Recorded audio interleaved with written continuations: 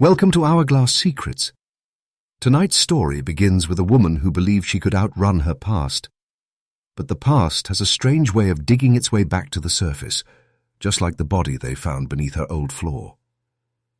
Her name was Elizabeth Potts, born in the crowded back streets of Hulme, Manchester, where soot settled on every windowsill, and hope was something you clung to rather than felt. She grew up watching her mother run a beer house alone after her father died, the rooms always filled with the bitter smell of ale and the chatter of men who never looked her in the eye for the right reasons.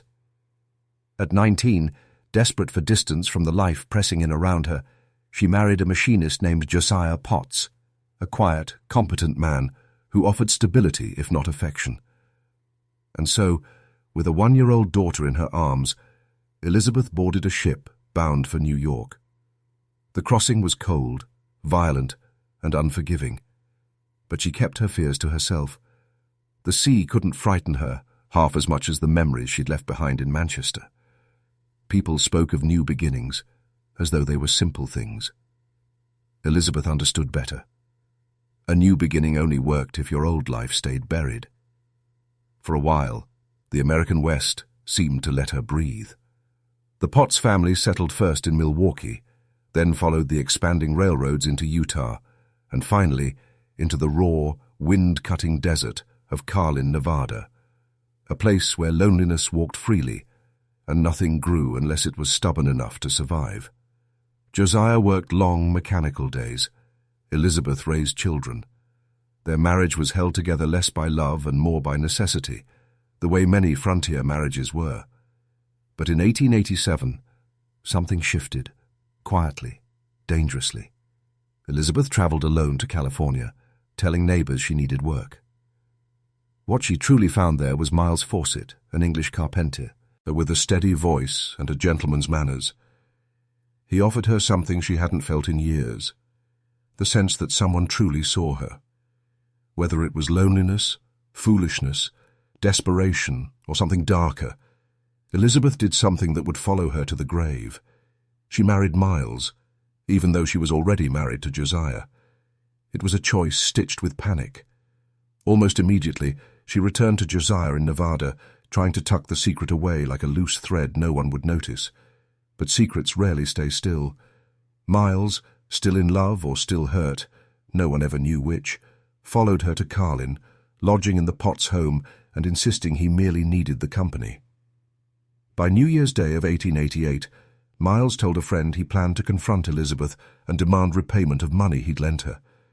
He also claimed he held information about her past, something damning, something she would never want revealed. That evening, he stepped inside the Potts home for the last time. By morning, Miles Fawcett had vanished without a trace.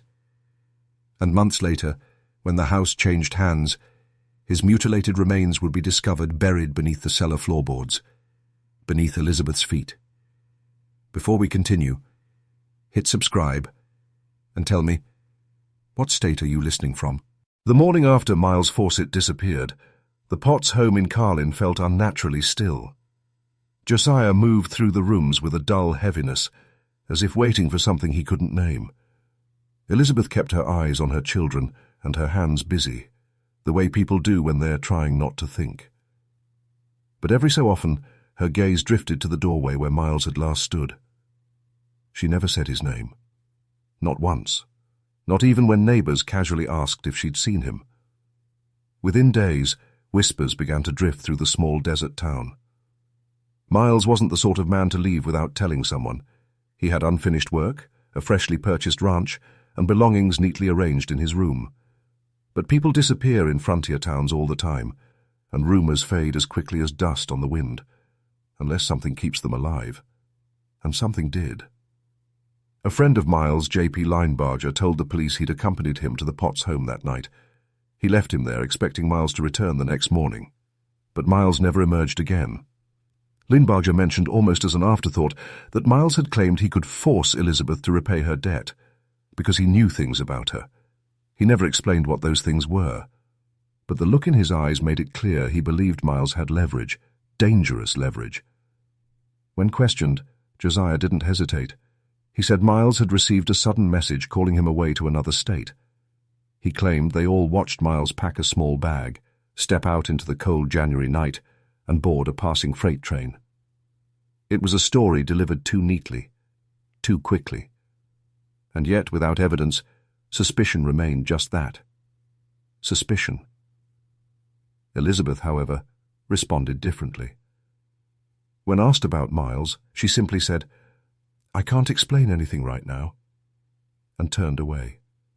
No anger, no tears, just a quiet, clipped sentence that Teed revealed nothing and suggested far too much.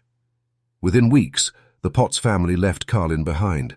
They packed their belongings, gathered their children, and resettled hundreds of miles east in Rock Springs, Wyoming, a place where no one knew their history, no one asked questions, and no one spoke the name Miles Fawcett. It was a clean slate, at least on the surface.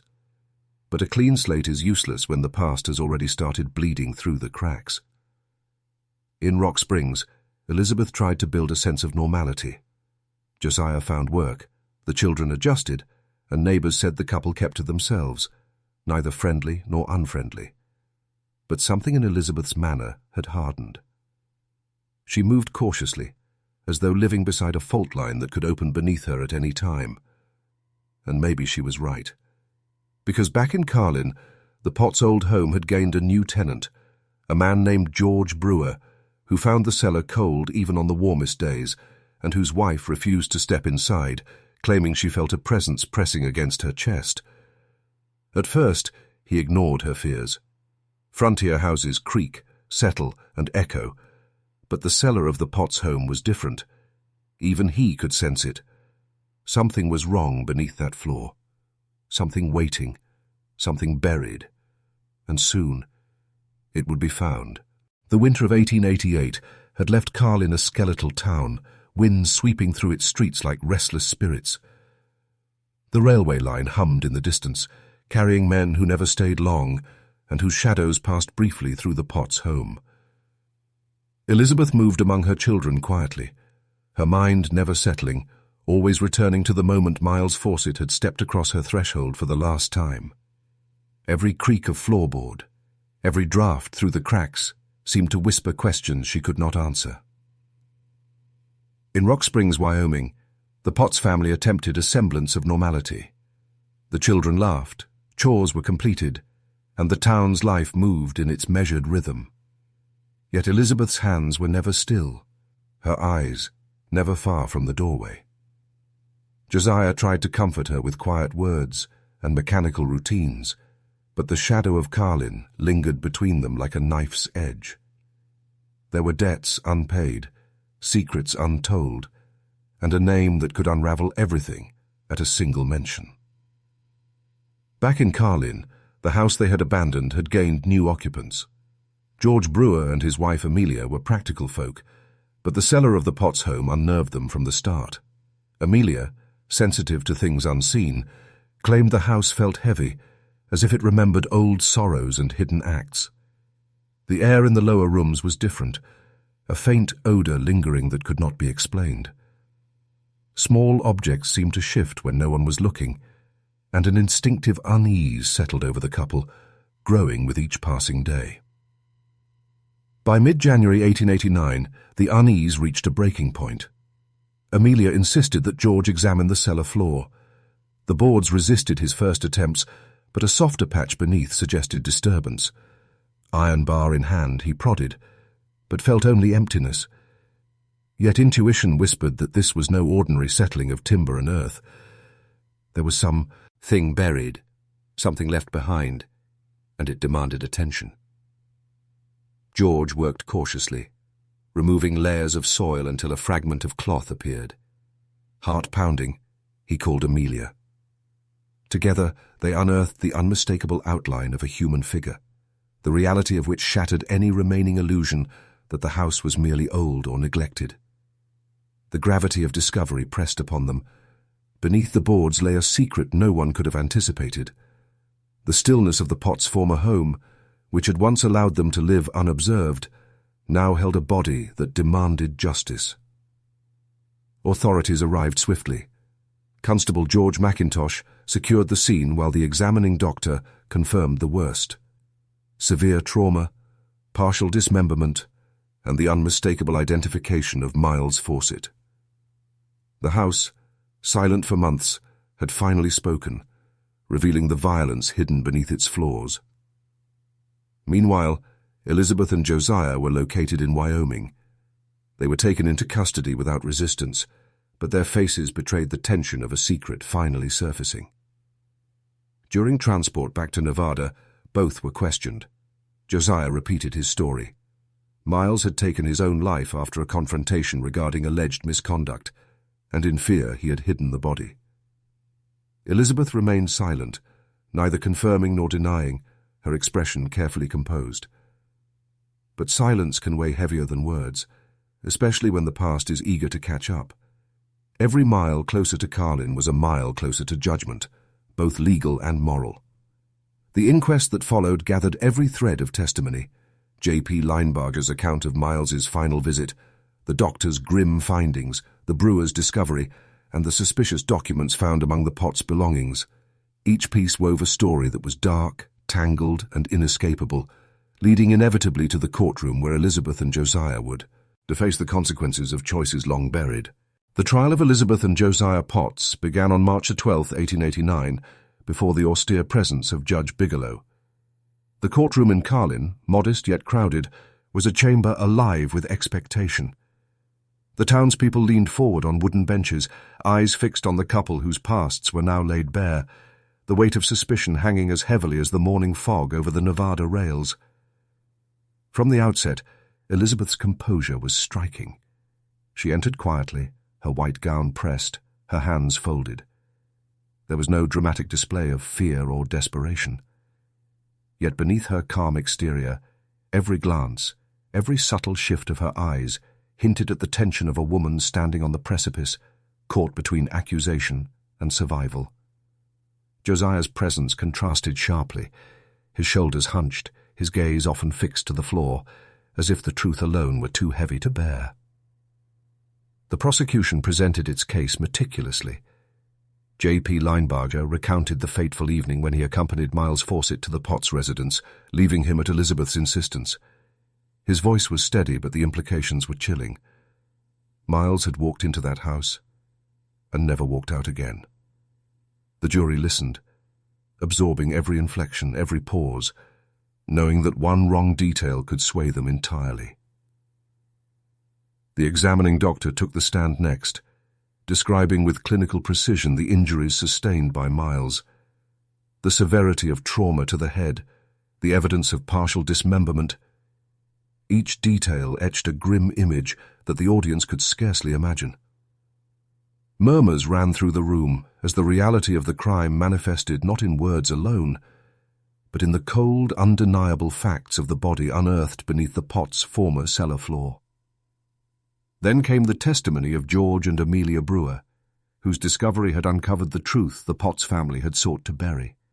Amelia's recounting of the strange odors, the sensation of heaviness in the house, and her unease with the cellar added an almost supernatural dimension to the proceedings. It was as if the house itself demanded recognition of the crime, pressing its memory upon the witnesses, and through them, upon the jury.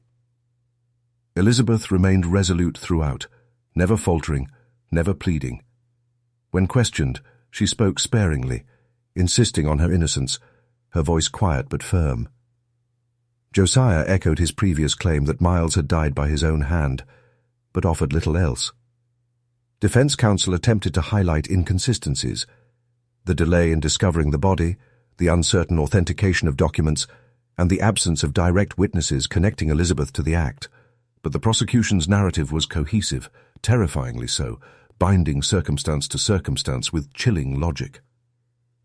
As the trial wore on, the town felt the suffocating weight of inevitability.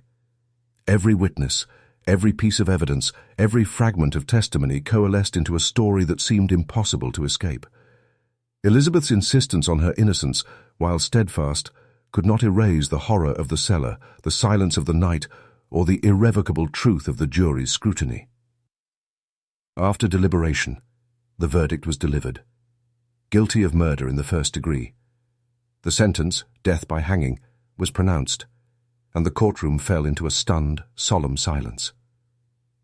In that moment, Elizabeth's calm gaze remained fixed ahead, as if already measuring the distance between life and the rope that awaited her, while Josiah slumped further into himself, the weight of consequence finally unignorable. The wheels of frontier justice, slow and inexorable, had turned at last. The months following the trial passed like a slow, bitter winter. Carlin's townspeople spoke in hushed tones whenever Elizabeth and Josiah were mentioned. Behind the modest walls of their temporary confinement, time took on a strange quality, neither forgiving nor abrupt, stretching endlessly with the relentless tick of a clock that measured the countdown to their fate. Elizabeth moved through each day with deliberate caution, her eyes scanning the small cell for the faintest detail, the tiniest shift, as if the walls themselves might whisper secrets that could change her destiny. Letters from her children arrived sporadically. They brought no comfort, only a bittersweet reminder of what remained outside the cold stone and iron bars. Josiah, meanwhile, had become a shadow of the man who had once labored along the railway. His confidence, so necessary to Elizabeth's survival, had crumbled. Words escaped him more rarely now, and when spoken, they carried a hollow echo that seemed to bounce off the walls, returning only to remind him of their shared guilt or their shared helplessness. The days were filled with monotony, but the monotony itself was a torment. Guards' footsteps became a rhythmic drumbeat, marking the approach of the inevitable. Food was delivered mechanically, conversations monitored and muted, and outside the world carried on without pause. Yet in the confines of their cell, the past and future collided. Memories of Miles Fawcett's arrival, the night he never left, and the cellar that concealed him played over in Elizabeth's mind like an unending loop. She never faltered in asserting her innocence, yet she could not escape the scrutiny of her own conscience. As the date of execution neared, preparations in Elko County took on a grim formality. The double gallows arrived from Placerville, a stark wooden reminder of justice rendered in a harsh frontier style. Invitations were quietly distributed, 52 men to witness the final act. Rumors of the Potts crime had grown with retellings, exaggerated here, softened there, but the truth was undeniable. 2 lives would end upon that scaffold, the culmination of months of investigation, testimony, and communal fear. In the days before June the 20th, Elizabeth spent long hours in silent reflection. She wrote letters she would never send, held the hands of visiting clergy, and measured each breath as though it might stretch time itself. Josiah remained beside her, his head bowed, speaking little, yet the occasional glance exchanged between them carried more meaning than any words could convey.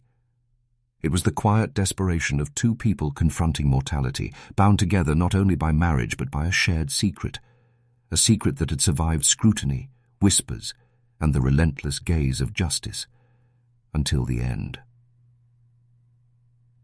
The night before the execution, the cell was unusually still.